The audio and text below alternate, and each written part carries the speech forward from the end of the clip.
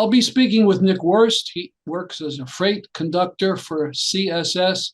He's a member of Railroad Workers United. He's presently in Boston, and we're going to talk about the contract that the president wants to impose on the railroad workers. Good evening. Good evening. Thanks for having me on, Stanley. So what is Railroad Workers United? So Railroad Workers United is a cross-union solidarity organization.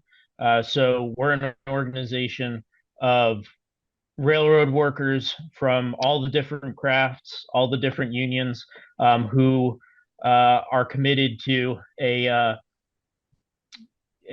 fighting approach to fighting for our jobs and pay and conditions, and pushing for more solidarity and more of a rank and file approach to unionism in our unions, in the various railroad unions, and connecting it to the broader labor movement overall. All right. So the president has, come to Congress and says, Congress, you need to impose a settlement on the railroad unions. And the RWU sent out a press release saying you're very unhappy with the president for that. Could you explain the reasons? Sure. Yeah. Really briefly, at this point now, every union representing railroad workers has voted on this national agreement, which would cover all of the workers in the Class 1 freight industry, freight railroad industry. So at this point, tens of thousands of railroad workers have voted no. Four unions, majority, have voted no on the contract, but looking at the other unions votes as well, there are tens of thousands of railroad workers who also voted no, and their voices deserve to be heard just as much as anyone else. So this contract that Biden is asking and urging Congress to impose on us is the tentative agreement that was agreed to by the various unions with the Class 1 freight rail carriers. There's been a lot of smoke and mirrors about this is the biggest pay package that's been proposed in over 50 years for railroad workers, that it's been negotiated in good faith by the unions and the companies and everything like that. And that's all bunk, to be frank. This agreement does nothing to address the main issues and problems that railroad workers face in the United States in the freight one or Class 1 freight railroad system, which are quality of life issues. No sick time. We have no such thing as sick time.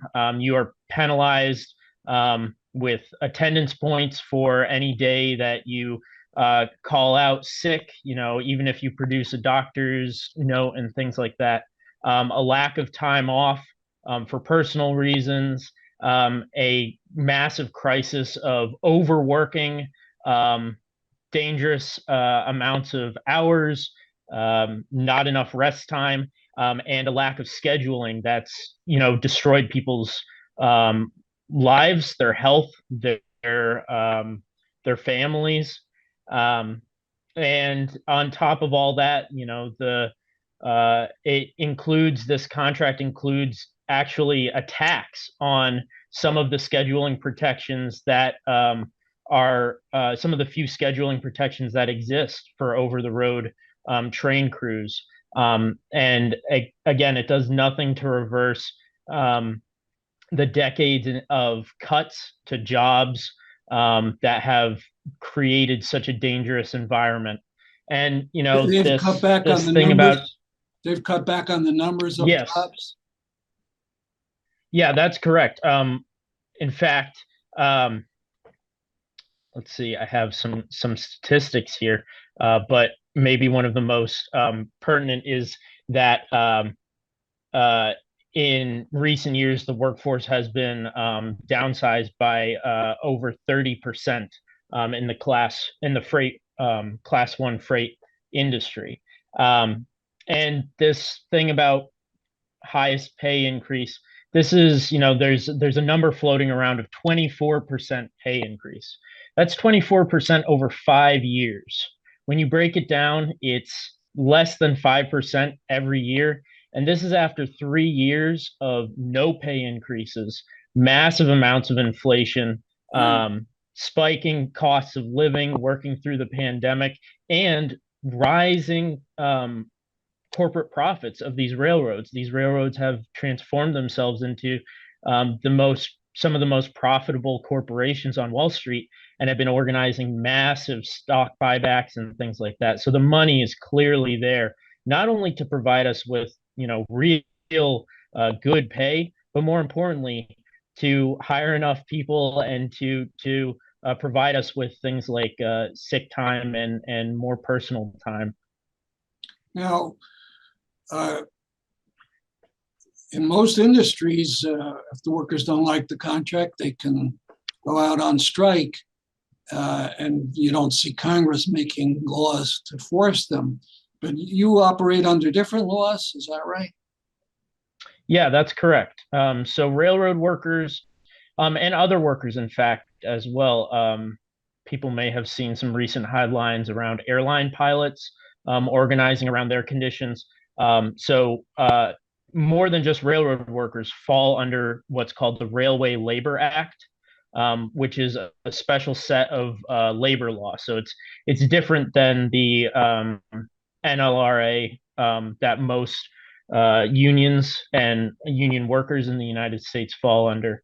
And the Railway Labor Act gives the federal government massive amounts of um, control and influence in the process of contract negotiations and in dealing with the question of strikes and lockouts. Um, and this is all because railroad workers in the late 19th century and early 20th century waged massive battles for the 8-hour day, for pay, for health and safety, and those shut down the entire economy. And so the Railway Labor Act was created in order to try and prevent railroad workers from being able to exercise our right to strike, and our rights to fight for our jobs and our pay and our conditions. And all the so-called pro-union presidents have never changed that law. Yeah, this law has been in various forms. It's been on the books since the 1930s, and decades and decades of two-party rule, Democrats or Republicans. It hasn't mattered. In fact, as Biden famously campaigned on being the most pro-labor, pro-labor president in history. Here it's very clear, and in his statement he says as much. He essentially says that he's willing to give lip service to standing with workers until it comes at the cost of, he says the economy, we say corporate profits. The minute that corporate profits are threatened, he's willing to throw us to the wolves. So And it's important to note. what is his alternative rather than, say it's going to devastate the economy and, like it or lump it? What could he have done in the last month or so? Yeah, so like I said, the Railway Labor Act gives the federal government massive amounts of influence in our industry. Whether we personally agree with it or not. So the fact of the matter is, whether or not we believe that the federal government should have that amount of control, the federal government does have that amount of power for right now. And so with the ability to impose a contract unilaterally comes the ability to impose a good contract unilaterally, Uh, right? Um, the things like um, hours of service laws and things like that, which have been updated with federal law, including the Rail Safety Improvement Act in, I believe, 2008. FRA regulations, Federal Railroad Administration regulations, things like that, but also acts of Congress. All of these could give us sick time, personal leave, personal time off. It could give us pay increases. It could give us um, minimum staffing amounts, requirements for safe staffing, protection of two-person train crews, expansion of um, maintenance and other work and safety improvements in terms of the quality of equipment and infrastructure that we work with on a day-to-day basis. So um, the fact is that Biden says that he thinks that this deal is a fair deal and it's one that's been negotiated in good faith, despite years of corporate stalling at this point. So again, they have the power to impose a good contract, right? But they both parties clearly aren't interested in doing so. do you think the employers played hardball because they thought they knew that Biden would stop a strike? Yeah, I mean the it's always been, I think, obvious to lots of us that this was going to happen. I mean, the cooling off period and the whole negotiations process was intentionally delayed, in my opinion, by the union leadership in order to make sure that there was no possibility of a strike before the midterm elections, which could, a national rail strike could have done serious damage to the potential for the Democrats to maintain a majority and things like that. Um, and yeah, I think the with the Railway Labor Act and with the track record of both parties in terms of support for big business, I think the employers knew very much, had a lot of confidence that um, waiting could only benefit them, because our ability to strike is massively, our ability to take any kind of action at all is massively constrained legally, and it requires running a huge gamble and throwing down the gauntlet and essentially challenging the federal government. Ultimately, the federal government and the way that Biden is talking about this is that railroad workers are going to shut down the national economy and threaten everybody else's jobs. It couldn't be further from the truth. The railway companies have forced us to this point and have brought this situation upon themselves and upon the national economy by delaying and refusing to give us even something as simple as sick time, right? So the blame lies entirely with them. Um, Now, and yeah, I should say, I'm a retired school teacher in Connecticut, and we have an anti-strike law. Never have a legal strike, but we have had strikes nevertheless. Is there any talk about perhaps going out? How many years? Before I ask that, how many years is this contract for? so this contract is backdated. Our contracts don't expire; they just get updated by the Railway Labor Act. So Uh, this contract would cover up until 20. It has provisions lasting until 2025. I will double check that, but the yeah. So So the question then there's is there any sentiment to right. defy an unfair law and go on strike? Yeah, I think among some of us, there's certainly an attitude of what's the worst that can happen.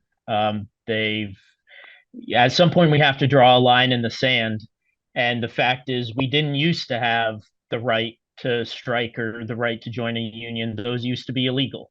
Um, uh, Recently, there was the West Virginia teachers strike, which was 100% illegal, but was a massive victory for West Virginia teachers. Here in Massachusetts, there have been some recent teachers strikes that have been, declared illegal. But the results of those have, been legal fines and things like that.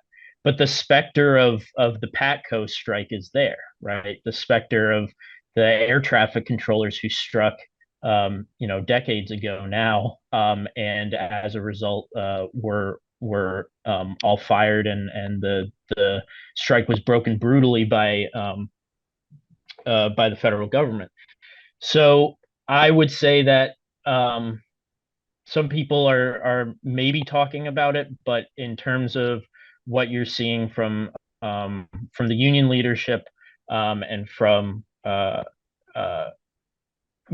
most workers, that doesn't seem like a possibility at this point. I want to thank you very much for talking, Yeah, of course. Thanks for having me on, Stanley. and good luck. Thank you.